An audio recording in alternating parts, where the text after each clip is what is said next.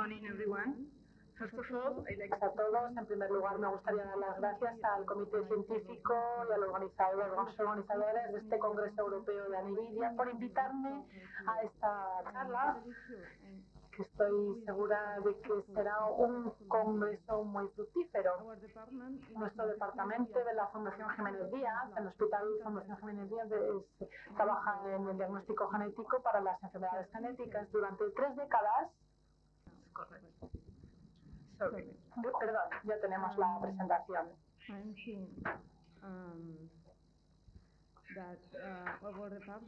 Nuestro departamento es una referencia clínica para la genética en España y en las 3 últimas décadas tenemos la corte más amplia de pacientes con enfermedades oculares raras, sobre todo retinales y hereditarias, pero también congénitas o malformaciones. Hoy mi charla se centra en la mejora del diagnóstico molecular de anividia y patologías asociadas, gracias a la implementación de nuevas tecnologías basadas en la secuenciación genómica. En la primera diapositiva voy a revisar uno de los aspectos genéticos de la anividia. El fenotipo físico es una enfermedad genética, así que las pruebas genéticas pueden ayudar a establecer sospechas o establecer un diagnóstico en caso de dudas clínicas. La identificación de un coste genético también puede tener un impacto en el asesoramiento genético y darle la posibilidad de pruebas genéticas. Dependiendo del tipo de mutación, puede ayudar a establecer un pronóstico, por ejemplo, el riesgo del tumor de Wilms u otros problemas asociados. La anividia es una enfermedad rara que estimamos que tiene una prevalencia de 1 de cada 80.000 personas, según los informes. Es una enfermedad monogénica por una variación del gen PAX6 con un efecto patogénico con insuficiencia y con alta heredabilidad. Así que puede estar presente en familiares de varias generaciones, como se puede ver aquí en esta diapositiva. Y la mutación del PAX6 puede surgir de nuevo en casos pacientes esporádicos que no haya un historial familiar. En ambos casos hay un 50% de riesgo de transmitirlo a los hijos. Y esta mutación. La anividia es una enfermedad monogénica, pero en cuanto a la manifestación fenotípica, se refiere a la falta de iris. En pacientes muestran fenotipos de iris muy variados, como la hipoplasia, irregularidad de la pupila, o con diferencias estructurales en el iris. Es una enfermedad panocular con una presentación panoftálmica. Aparte, el segmento posterior también está afectado y casi todos los pacientes tienen algún tipo de hipoplasia foveal y otras partes del segmento posterior también se ven afectadas. La complejidad fenotípica está relacionada con el papel crucial del PAX6, que es un factor de transcripción conservado a lo largo de la evolución. Los efectos del PAX6 llevan a una variedad de malformaciones oculares en los diferentes modelos experimentales de animales como la drosofila, el ratón o el pez cebra. En los humanos, el PAX6 está en el espectro fenotípico, no solo la anividia clásica, pero también otras formas como la microftalmia también puede presentarse. El PAX6 es un regulador clave multinivel del desarrollo del ojo. El PAX6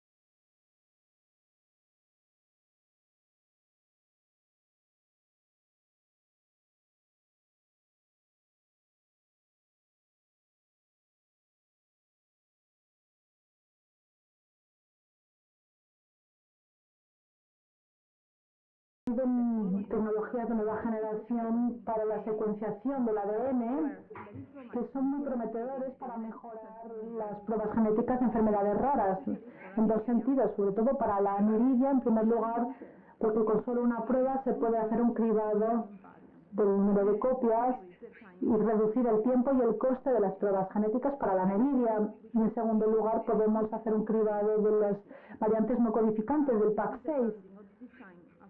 Esto es un diseño del análisis bioinformático.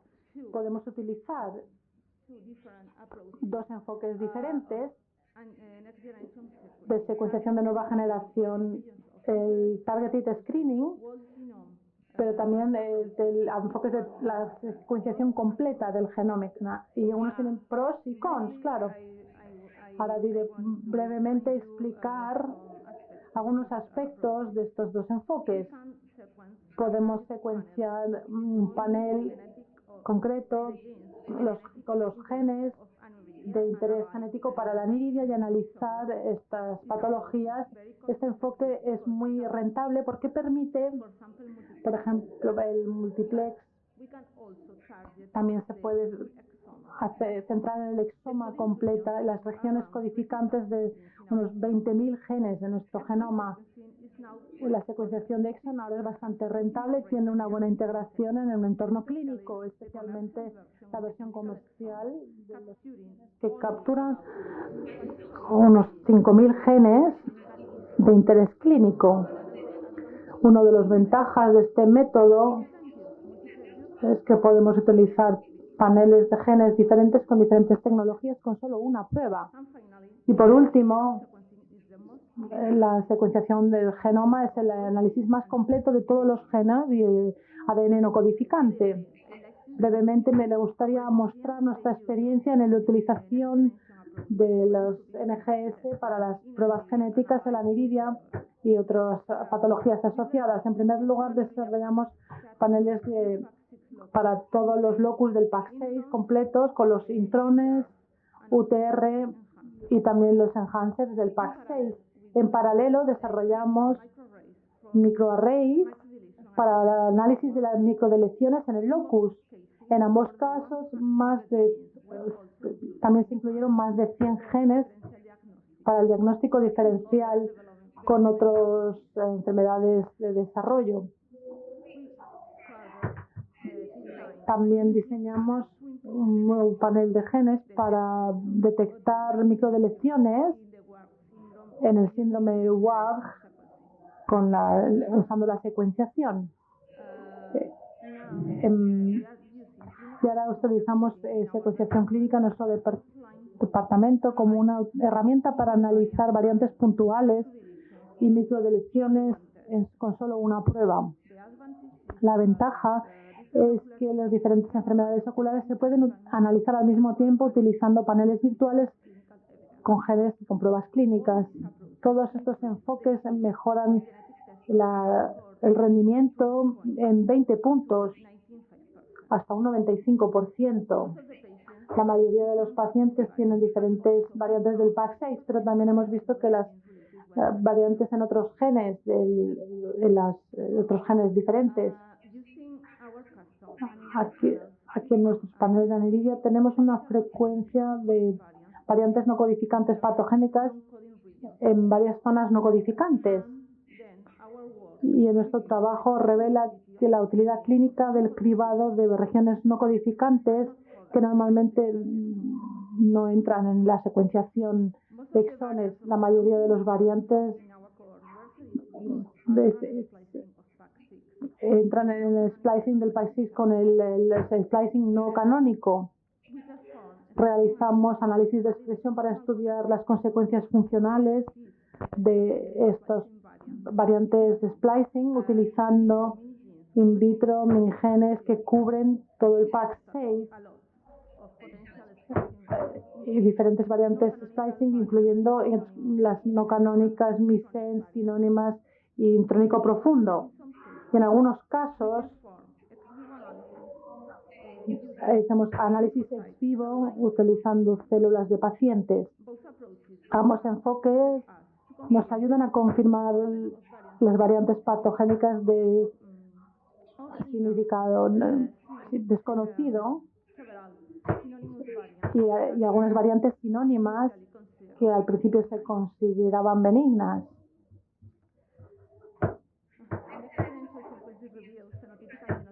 También revelan el solapamiento fenotípico con el análisis NGS. Es cierto que el PAX es el gen principal en nuestra cohorte que explica la mayoría de los casos de la aniridia clásica, pero también está implicado en otras presentaciones oculares atípicas. De hecho, la secuenciación NGS nos revela que la presencia de variantes missense y non-stop en pacientes con una alta variedad de fenotipos, que lo que se llaman la hiperplasia foveal aislada, albinismo, microftalmia, incluso cataratas congénitas. Sabemos que estos pacientes tienen una aniridia incompleta. Por eso el PAX6 debe considerarse para el diagnóstico diferencial cuando hay baja visión y el nistagmo que estén presentes. En nuestra cohorte, los pacientes con aniridia, 1 de cada 4 pacientes tiene variantes con genes que se solapan.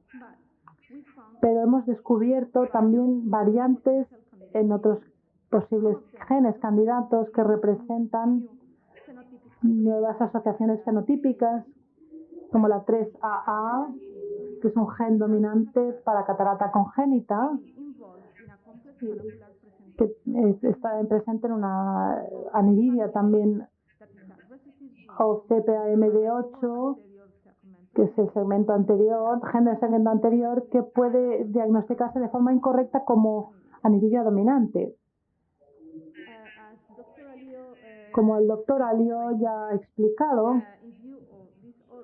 con todas estas pruebas, el año pasado propusimos actualizar el algoritmo para las pruebas genéticas de la aniridia y otras patologías asociadas. Con estas recomendaciones se puede encontrar esto en una versión abierta en inglés en la página web de la Asociación Española de Oftalmología. ¿Y cuál es el próximo paso en el análisis molecular de la aniridia? Esto es una herramienta muy prometedora y el coste de la secuenciación se reduce en los últimos años. En comparación con la secuenciación de nueva generación, sigue siendo caro y requiere más análisis bioinformático, visto las altas tasas de diagnóstico con las pruebas genéticas de aniridia, al menos en nuestra cohorte, utilizando de formas más eficaces, con secuenciación NGS de nueva generación. Yo propongo la pregunta, ¿es necesario utilizar en este momento secuenciación genómica en el análisis molecular de la aniridia? La secuenciación del genoma puede detectar variantes estructurales desconocidas que no se detectan en la secuenciación de exones, pero incluso utilizando la secuencia de lectura corta con la plataforma Illumina, todavía sigue siendo un reto detectar variantes estructurales en regiones repetitivas. Ahora tenemos nuevas tecnologías emergentes que nos permiten la lectura larga de la secuenciación de lectura larga, que pueden evitar estas limitaciones y detectar inversiones y translocaciones. En los 2 últimos años hemos utilizado secuenciación genómica para estudiar a algunos pacientes que no habían resuelto nuestra cohorte con la lectura corta y larga. Voy a mostrar un ejemplo de la aplicación exitosa de la secuenciación genómica de lectura larga para descubrir variantes estructurales críticas en nuestros pacientes. Gracias a una beca del programa europeo Easy Genomics, hemos analizado a algunos pacientes con aniridia clásica negativo en PAX6 de nuestra cohorte. Es un amplio proyecto en el que incluimos también a más pacientes con otras presentaciones oculares, como distrofia retinal congénita, utilizando la tecnología Prometión. En aquí se puede ver que en el vídeo la proteína puede secuenciar el ADN directamente en tiempo real para obtener fragmentos muy largos de ADN. en nuestro caso con una lectura media de 10 kilobasis, que es bastante más largo que con Illumina, que solo se puede obtener 150 por kilobase. En esta diapositiva muestro la identificación de las variantes estructural crítica en parientes esporádicos con aniridia que no tienen defectos en el PAX6 después de secuenciación NGS y cribado. Vemos una inversión paracéntrica equilibrada en el 4,9 MB y en el 11P13. El breakpoint está en el intron 7 del PAX6 y luego el gen está completamente por el segmento del ADN, está totalmente roto. Podemos validar por análisis y mediante el FISH también. Para finalizar mi presentación, me gustaría destacar otros aspectos novedosos que podrían tener un impacto importante para el asesoramiento genético a las familias. Confirmamos el año pasado por primera vez la implicación para explicar la recurrencia de los fenotipos con PAX6 en 2 niños de padres sanos y también para explicar la diferencia en la expresión fenotípica de la aniridia en algunas familias, con aniridia o también con otros fenotipos relacionados con el PAX6. Nos gustaría saber cuál es la implicación real en la aniridia. Quizás se subestima en los casos de novo con PAX6 y a lo mejor hay variantes poscigóticas que expliquen los casos de PAX6 negativo o quizá fenotipos más leves. Aquí estamos explorando la utilización de ultrafrecuencia de cribado con una baja frecuencia para estudiar el PAX6. Ahora estamos haciendo secuenciación de las muestras de padres de los pacientes de novo y pacientes de aniridia incompleta de nuestra cohorte. Así que si alguien en el público tiene sospechas sobre que podamos colaborar, que me lo diga. Así que para terminar los mensajes, para recordar, para resumir mi charla, los protocolos genéticos basados en el NGS, las variantes no codificantes en PAX6 pueden causar aniridia. El PAX6 y otros genes con fenotipos que se solapan pueden explicar presentaciones atípicas. 4. El uso VUS puede servir a resolver casos y el mosaicismo también puede explicar algunos casos de expresividad variable y la recurrencia familiar de algunos fenotipos.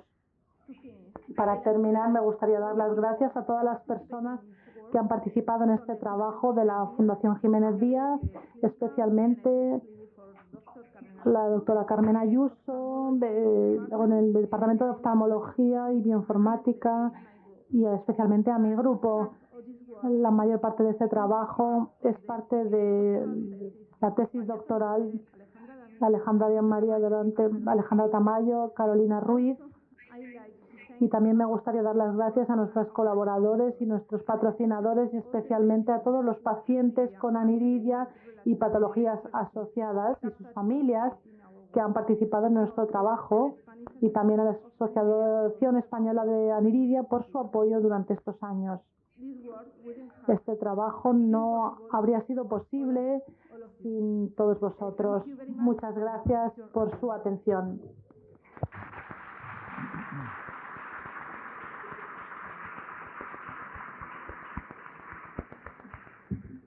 Thank you, Marta, for this outstanding presentation. Muchas gracias por tu brillante presentación. Creo que es muy importante y plantea verdaderas esperanzas para el futuro. Muchas gracias.